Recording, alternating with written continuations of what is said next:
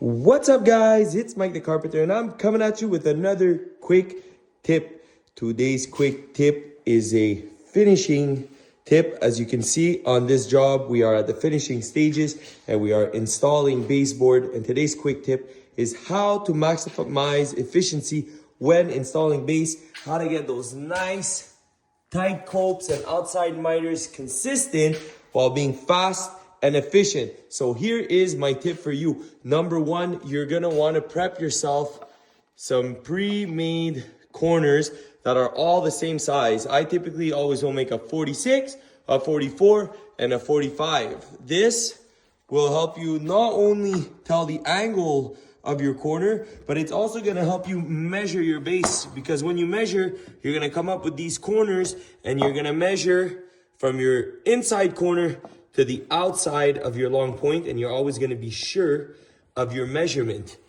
Tip number two is to always have a little blockette. Now, if you've been following around, you know that inside corners are always coped. And one of the reasons that they're always gonna be coped, besides obviously looking fantastic, is that they will make us much more efficient and accurate in our measuring, because we will always be measuring square to cope when it comes to an inside corner. On our left-hand side, should be the side, will always be a squared up against the drywall, and our right-hand side is always going to be our cope side. So when measuring our cope side, instead of having to do any math, we are simply gonna put our blockette up against the wall and measure for, in this situation, it would be from the casing to the blockette, and that gives you your square to cope measurement. Aside from that, guys, third tip is gonna be to have a notepad, because we don't wanna be running back and forth to the saw every single time. This entire basement, I measured it one time, went to the saw one time, cut everything, brought it down, and installed it.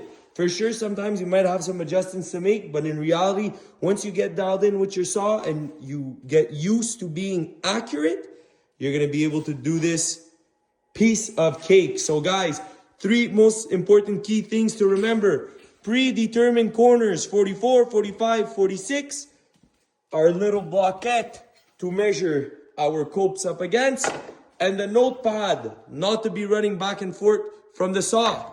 I hope that tip helps, and you guys know what you gotta do. Stay posted.